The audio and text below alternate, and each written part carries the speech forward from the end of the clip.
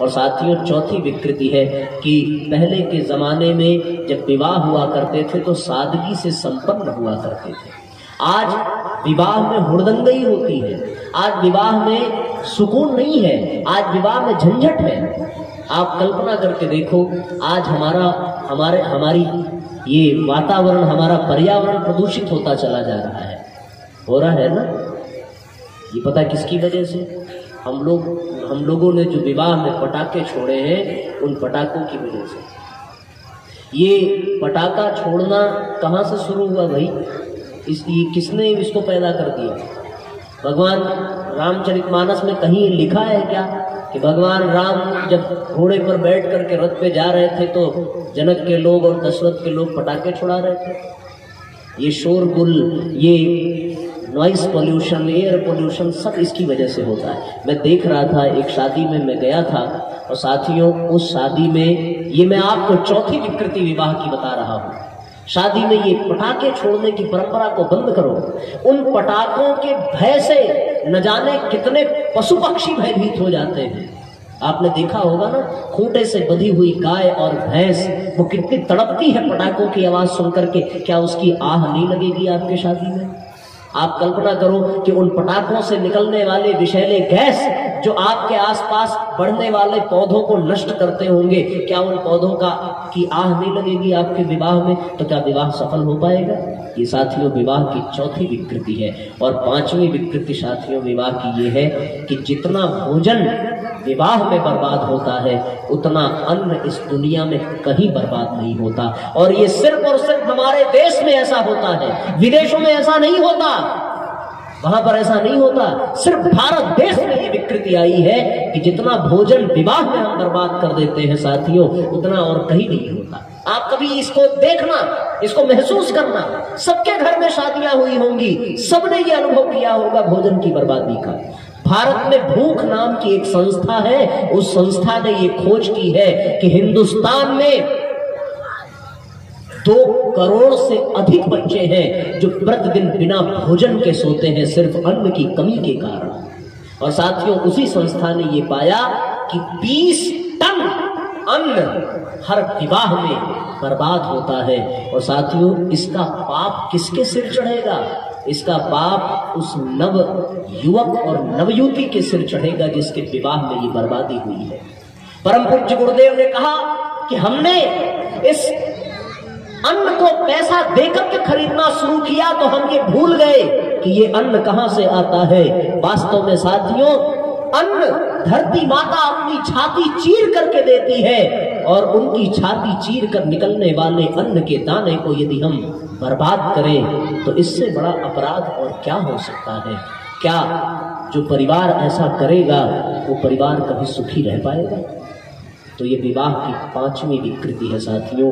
ये 5 विकृतियां आज लड़के लड़की के वैवाहिक जीवन को बर्बाद कर देते हैं, उनके जीवन को तहस नहस कर देते हैं। इनकी आह लगती है, किसकी किसकी? अन्न की आह लगती है, वृक्षों की आह लगती है, वातावरण में पलने वाले पशु पक्षियों की आह लगती है। और साथियों वैदिक परंपरा में ऋषियों की आह लगती है कि तुमने द्वार पूजा विधिवत की, तुमने नाच गाना विधिवत किया, तुमने भोजन हुड़दंगई और नौटंकी विधिवत की, लेकिन तुम्हें वैदिक परंपरा के समय ही जल्दबाजी पड़ गई। तो साथियों इन परंपराओं से, इन विकृतियों से बाहर निकलना चाहिए और हमें एक आदर्श विवाह की स्थापना करनी चाहिए। एक आदर्श विवाह जो दिन में हो, एक आदर्श विवाह जो बिना दहेज के हो, एक आदर्श विवाह जिसमें अन्न की बर्बादी न हो, एक आदर्श विवाह जिसमें किसी को कोई प्रदूषण का नुकसान न हो, एक आदर्श विवाह जिसमें किसी को कोई परेशानी न हो, सब प्रसन्न रहे, सब मस्त रहे, तो ही बेटे और बेटी को आशीर्वाद मिलेगा और तब जाकर के वो विवाह सफल होगा। इसलिए साथियों विवाह में इन 5 विकृतियों को मिटाना है, हटाना है, तब जाकर के हमारा विवाह सफल होगा और तब जाकर के हमारा परिवार सुंदर बनेगा। इसलिए साथियों अपने परिवार को मंदिर बनाइए, अपने परिवार को धन्य बनाइए। बड़ा प्यारा गीत है, घरवे के मंदिर बनैबै देवत हम पूजे न जइबै। परिवार को मंदिर बनाओ, घर को मंदिर बनाओ। और ये कब बनेगा? जब विवाह की ये विकृतियां समाप्त होंगी। सास के गौरा ससुर महादेवा, सास के गौरा ससुर महादेवा, पति जी के विष्णु बनैबे, देवत हम पूजे न जैबे। पति जी के विष्णु बनैबे, देवत हम पूजे न जैबे। घर के मंदिर बनैबे, देवत हम पूजे न जैबे। घर के मंदिर बनैबे, पूजे न जैबे। सास के गौरा ससुर महादेवा, सास के गौरा ससुर महादेवा, पति जी के विष्णु बनैबे, देवत हम पूजे न जैबे। पति जी के विष्णु बनैबे, देवत हम पूजे न जैबे। घर के मंदिर बनैबे, देवत हम पूजे न जैबे। घर के मंदिर बनैबे, देवत हम पूजे न जैबे।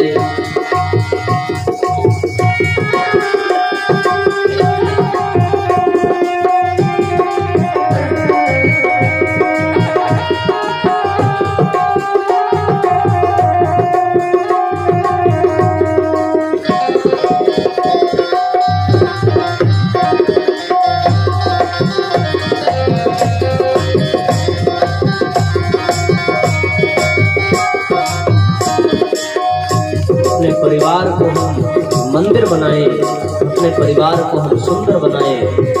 और जब इस तरह से आदर्श विवाह करने के पश्चात किसी घर की बेटी हमारे घर में आती है तो वो परिवार को स्वर्ग बना देती है। लेकिन जब आदर्श विवाह के बगैर वो बेटी हमारे घर में आती है तो फिर वो हमारे घर को कलह में बदल देती है।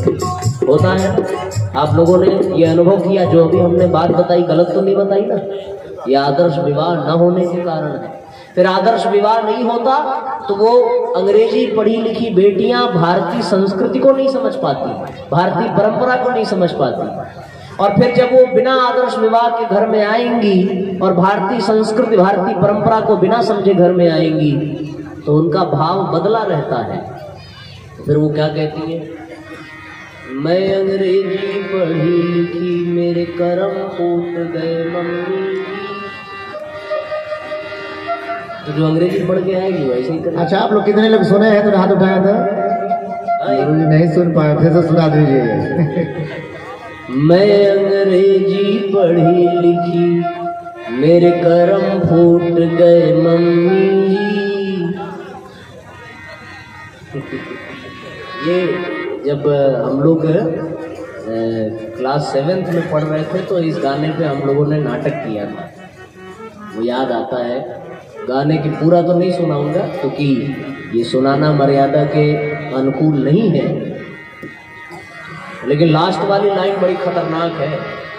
सास कहे बहू पैर दबाओ, पैर दबाया मम्मी जी, पैर के बदले गला दब गया, सासू मर गई मम्मी।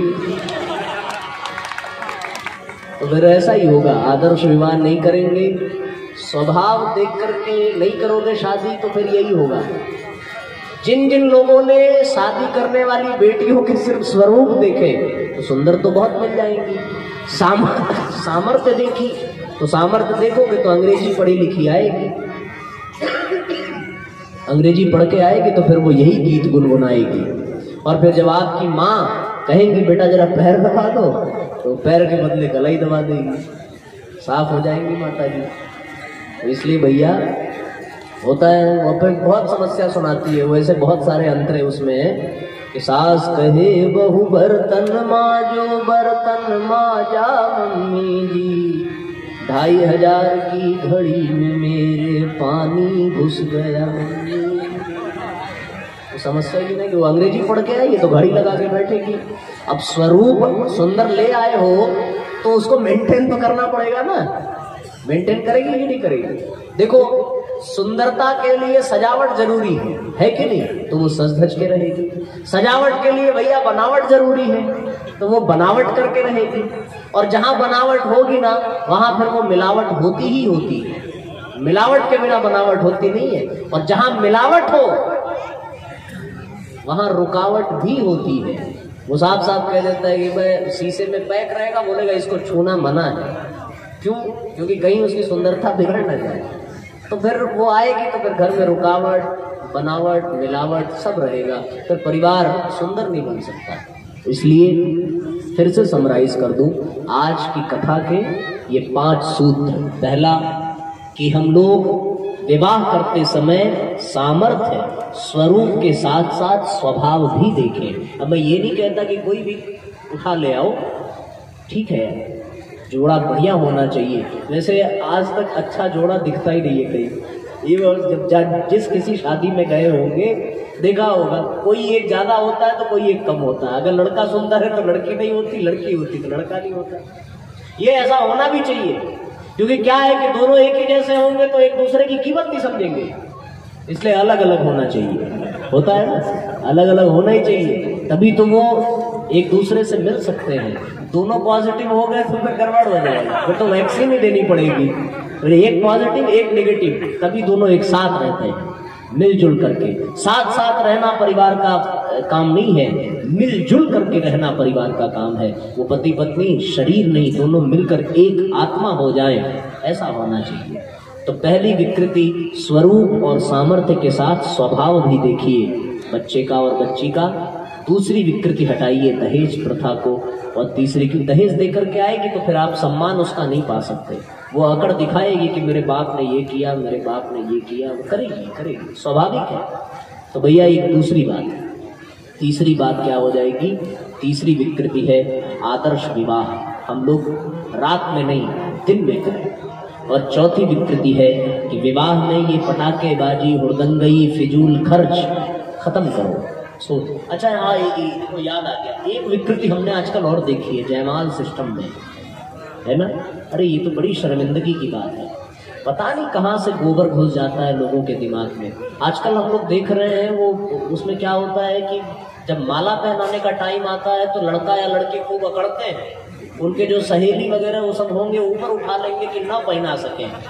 काहे भैया, काहे बुलाए? फिर जब नहीं पहनना था, हमें भी समझ में नहीं आया है कि जब तुम्हें अकड़ी दिखानी थी पहनने के लिए, इतना नाटक करना था। और वो हमने फेसबुक पे देखा यार, अभी वो ऐसा पहनाते पहनाते सब उलट जाते हैं पीछे, लेकिन पहनाना नहीं है, पहनना नहीं है। तो इतना फिर खर्चा करने का जरूरत है, घर रहते हैं अपने। और फिर लड़की की सहेलियां लड़की को खींचेंगी, लड़के वाले फिर लड़के को उठा करके टांग हाथ में, क्या यार भगवान, ऐसा विवाह भाड़ में गया। इससे अच्छा न करो तो अच्छा है। ऐसे करने से क्या मिल जाएगा? लड़की अलग अकड़ दिखाएगी कि हमें नहीं पहनना है, हम आपसे लंबे हैं। लड़का अलग दिखाएगा। अरे राम, इस तरह की विकृतियां समाज में मजाक का कारण बन जाती है। होता है ना? बताओ ये उचित है कि अनुचित है? बताओ। एकदम अनुचित है भैया, ये होना ही नहीं चाहिए। हम लोग एक शादी में गए थे, हमारे पिताजी के एक मित्र थे। हमने उनसे कहा कि आप लोग आज वाली शादी देख करके तो बड़ा पछताते होंगे कि आज जैसी शादी आपकी नहीं हुई, क्योंकि आज तो शादियों में जयमाल सिस्टम होता है और फिर वो गोल गोल ऊपर जाके घूमने का। अरे बाप रे, बड़ा डर लगता है यार। एक बार अगर वो हाई हील पहनने वाली ये बहनें तो उलट जाएंगे तो बवाल हो जाएगा। हमें तो बड़ा डर लगता है। हम तो हमारे सामने ऐसी शादियां हो तो हम तो गायत्री मंत्र पढ़ते हैं कि अरे नीचे आराम से आ जा भाई, उसके बाद जिंदगी तो भी बहुत लंबी है। आज ही पैर में मोच आ गया तो बवाल हो जाएगा। तो साथियों, ये बहुत बड़ी विकृति है। तो उन्होंने बड़ा सुंदर जवाब दिया। बोले जैसी तब शादियां होती थी वैसी अब कहाँ होती है। पहले शादियों में हाथी घोड़े पर बैठ करके लोग जाया करते थे और क्या भव्य स्वागत हुआ करता था। अब तो साला बफेलो सिस्टम हो गया है। आदमी जाकर के लाइन में खड़े रहो, मिल रहा है कि नहीं मिल रहा है, पूछ रहा है कि नहीं पूछ रहा है। पहले कितने प्यार से पूरे गांव के लोग परोस करके खिलाते थे, गजब था। हमने भी अपने बचपन में देखा, जो बुजुर्ग होंगे वो जानते होंगे, आप लोगों ने भी देखा होगा कि पहले की शादियों में साथियों बाहर से कहां कोई सामान आता था, घर घर से चौका बिलना इकट्ठा किया जाता था। हम लोग खुरुच खुरुच करके उस पे नाम लिखते थे कि ये बिलना इनके घर का है, ये इनके घर का है। बारात आती थी तो हर घर से बिस्तर गद्दे सब इकट्ठा होते थे, चारपाइयां इकट्ठा होती थी, सारी व्यवस्थाएं होती थी और इससे समाज में, परिवार में, गांव में प्रेम बढ़ता था और लोग एक दूसरे का सहयोग करते थे। आज तो साथियों लोग अकड़ करके रहते हैं कि हमें आपका नहीं चाहिए, हम तो इनसे भी अच्छी व्यवस्था कर लेंगे, और अच्छी व्यवस्था करने में वो कितने कर्ज में लग जाते हैं, उसके बाद जीवन भर कर्जा ही भरते रह जाते हैं, जीवन समाप्त हो जाता है। तो साथियों इस तरह की विकृतियों से बचें, सादगी भरी जिंदगी हो, सादगी भरा विवाह हो, तो उसको आदर्श विवाह कहते हैं। ये अद्भुत प्रकल्प है, ऐसा करना ही चाहिए अपने अपने परिवार में। तो बताओ, आदर्श विवाह करोगे आप सबके? नहीं करोगे? आदर्श विवाह ही करना। और फिर जब आप दिन में शादी करोगे तो आप हमें बुला लेना, हम भी आ जाएंगे, फिर आपकी शादी हम ही कराएंगे।